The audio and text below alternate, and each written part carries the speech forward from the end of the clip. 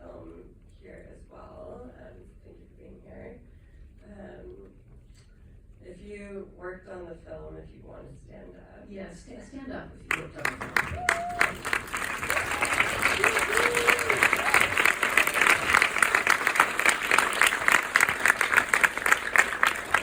If you are a survivor or someone who is here on behalf of a survivor, if you would stand up, if you would like to go.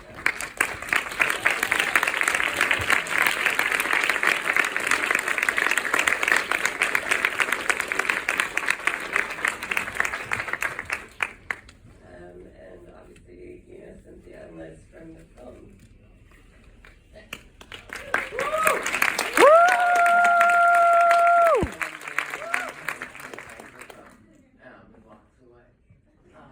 I'm Liz Ionelli. Hi. Hey. Thanks for showing up. This is pretty impressive. If you had told me 20 years ago or 30 now that I would be standing here someday, I would have lost the $1 million bet. This is awesome. So, thanks. I'm Cynthia Clark Harvey, and I'm here to honor my daughter, Erica Harvey, and her sister is here in the audience. And I'm grateful to Michaela for telling our story.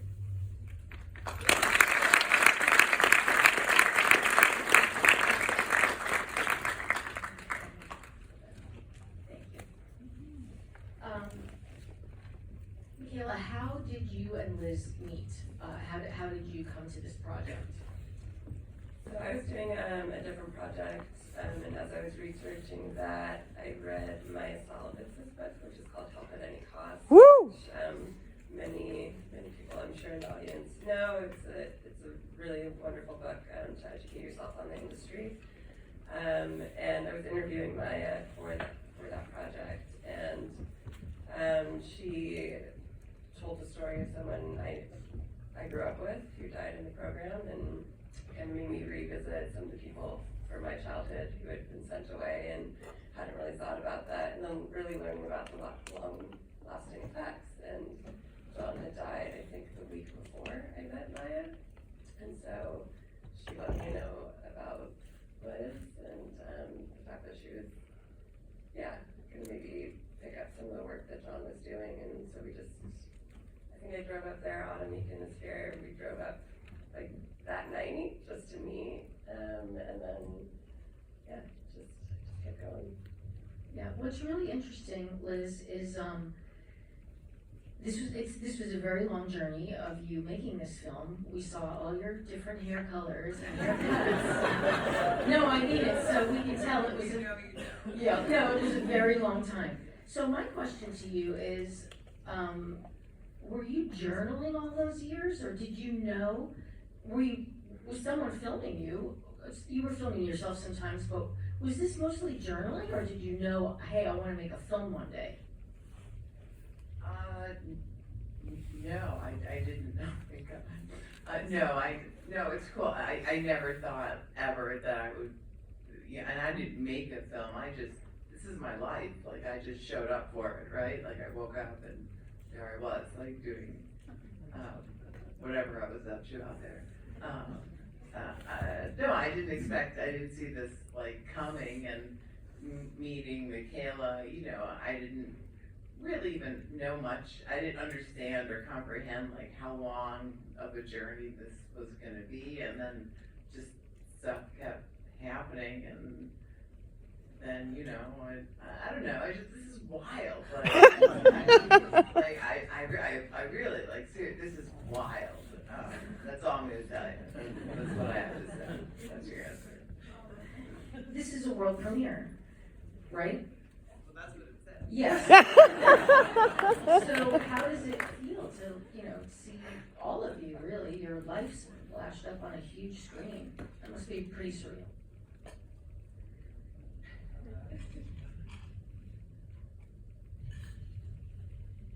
I don't know, you should probably answer that.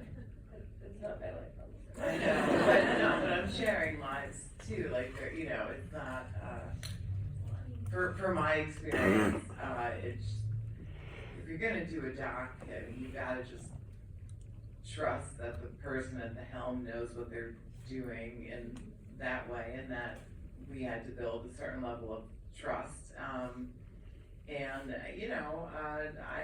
Look, if I'm gonna tell you about my life, I'm gonna tell you all about it, so I just did me. I don't know how to do it any other way, so, I have ADHD as well.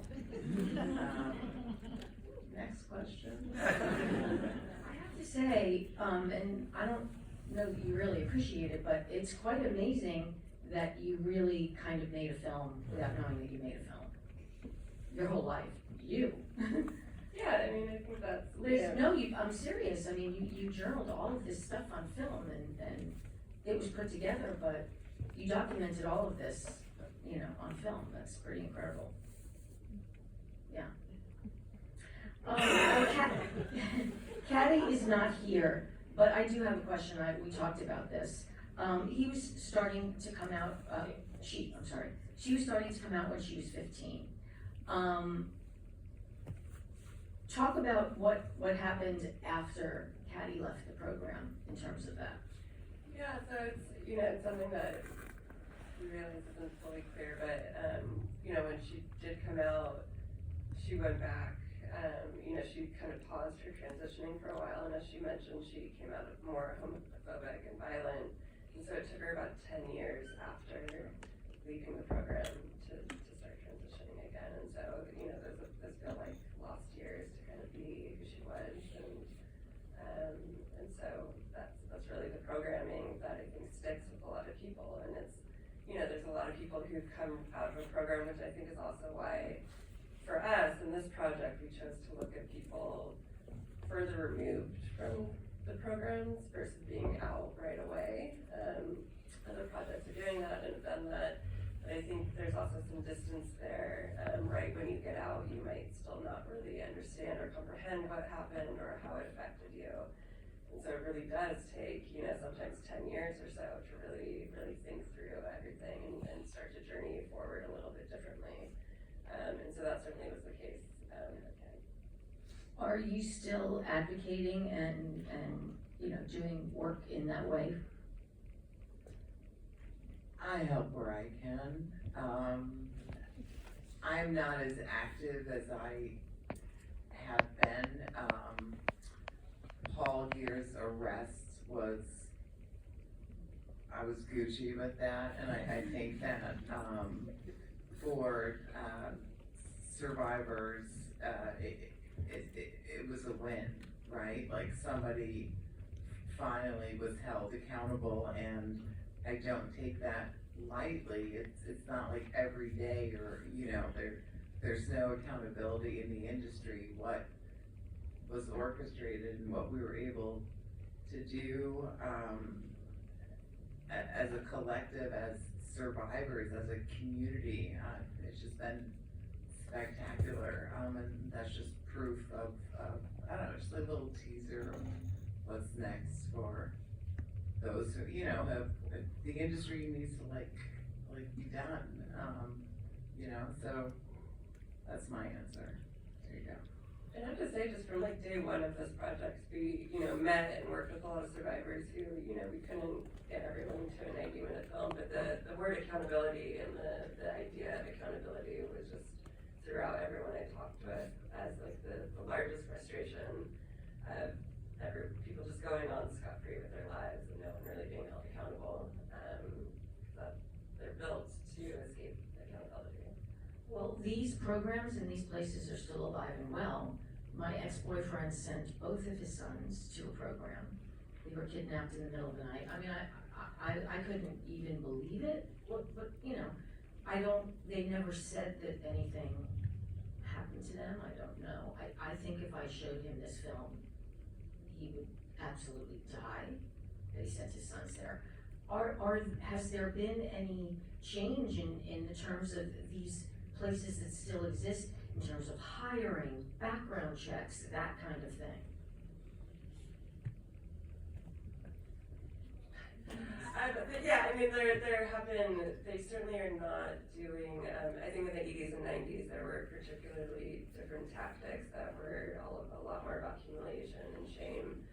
And I think now they're not necessarily, I mean, there were things like, I mean, even look at the blanket or, I mean, really kind of like torture tactics that were used and used pretty widely. And I think now a lot of those are not quite as used, but there's still isolation rooms, there's still a lot of restraint, still kids dying in these programs.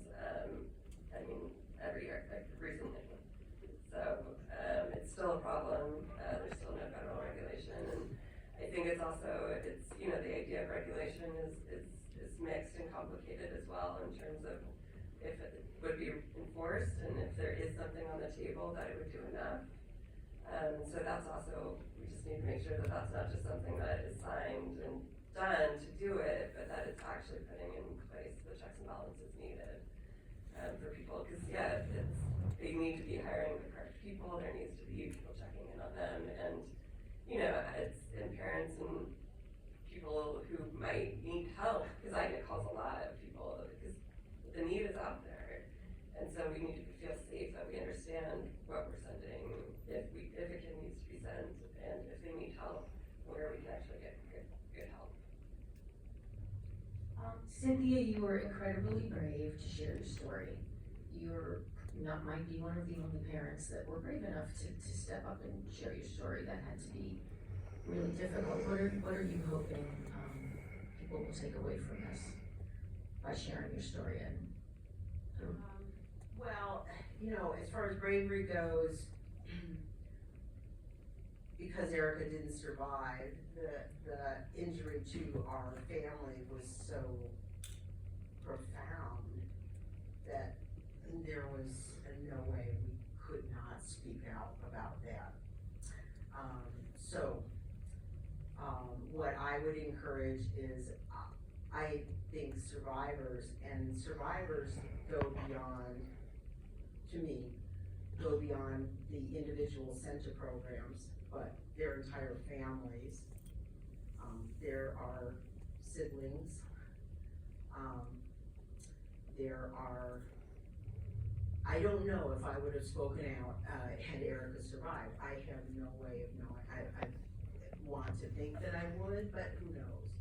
So I just think it's just most important that survivors continue to tell their stories. Don't let somebody tell you it's in the past, or oh, that happened a long time ago, or oh, it's different now. It's not different now. It's shinier and smoother and maybe more sophisticated. I think the base level of what's being practiced in these programs is exactly as it was 30 years ago, 20 years ago. It's the same. Are you still working on your art and your? Yeah. That's a great way to turn. We're gonna open this up for questions from the audience. Anyone out there? No questions? Oh, sorry. How did you all meet and come together? It seems like there's a really strong online presence of survivors. So I guess how did everyone get in touch with one another, like for the filming process, and what that looked like, and kind of how that relationship developed? How did, I guess, the survivors all meet and get together? The survivors, well, I think social media, definitely. I can't see anything, and I don't have my glasses, but I know where my girls are out there. But yeah, so for social media and for the survivor community, Facebook, the internet wasn't even like born yet when I was in a program. So we had to develop our skills, but the internet connected us to each other, and once we started finding each other, it was kind of just like a spider web network that formed, and everyone came to the table to speak out and, you know, just do different things, but we're all in it. Like, we went for it. We're still going for it. Thank you. Yes. Yeah, it was an amazing production today, so I want to thank all of you. I'm not speaking loud enough, but I will try and speak up. Great production, amazing. I wanted just to ask, and I've talked to Michaela about this before, you know, if we have friends and family that need to go somewhere to rehabilitate or to find themselves or to go through this, what's the safest way that they can do that? Yeah, it's a good question. So basically he's asking if there are parents who really have troubled kids in one way or the other, whichever way it would be, is there a place to send them for help that you could talk about, that you could recommend, or? I mean, I think the biggest thing that I would say is trying to keep people in the community, and so, you know, the idea of wraparound therapy, I think for a lot of kids, being kidnapped in the middle of the night and shipped off, without their own consent or knowing about it is part of the breaking of a bond also with the family, and trust for forever. And so I think it's really also about finding places that are like licensed, like really mental health professionals where you can actually go and look at everyone who's working there and asking a lot of questions. I mean, you have a lot of red flags that, if you want to share them. I mean, there's certain red flags and we can point you. Well, their website, right, there's a big website that lists all of Oh, those. sure, oh, they'll listen. Yeah, and so but it's hard. I mean, they're designed to blend into many of the others, and so, Yeah. yeah. The industry is going to deceive you. They will mismarket you, and they will lead you down a path that looks amazing if you're a parent with a child that's in trouble. Maya Salvet said it best. You have a better chance if you do nothing, than if you send your child to an unregulated program in the middle of nowhere and no one is looking. The title, The Kids Are Not Alright, right? Woo!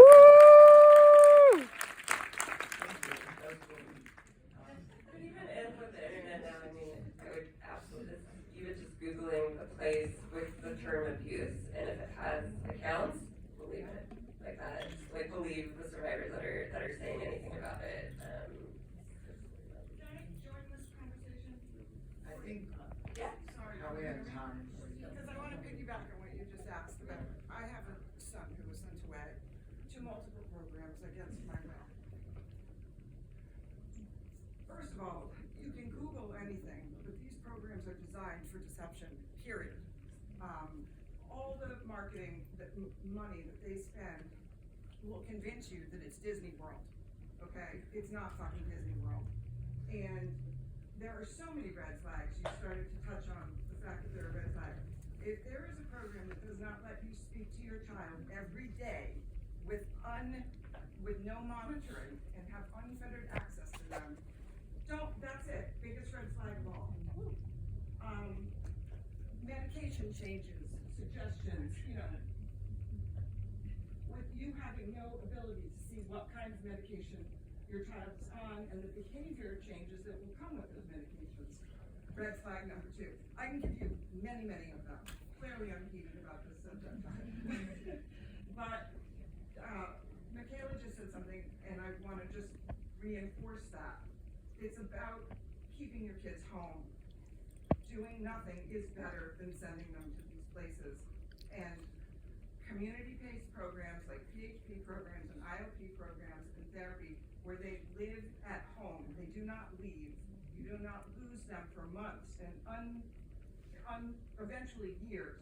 Because favorite phrase is, sorry, this isn't working, and your child now needs a higher level of care. So they get swept into the system. And that's all I want to say. Well, and that's a big point too, is, you know, Thank you. Are actually, you know, you might think you're sending your child away for 3 weeks, and they are actually designed to funnel into a lot of residential programs. And so the idea is to make money and to kind of keep your child there as long as possible. All right, I think Tammy, we don't have any more time. So just a few Don't forget things. to vote, everybody. Please vote for the survivors. If you don't follow our Instagram, and just to know about, there's a virtual support group tomorrow morning at 11 a.m. So there's more information at the Kids Are Not Alright doc on Instagram, or you can contact me or find me about that. And then everyone here is invited to come with us to the stand now for, just to mingle and continue to talk if you And want the to. stand is just a few blocks from here. Yeah, it's on, 16. It's 116 East 16th Street, is that right? I know, it's embarrassing. It's really just a few blocks. yeah.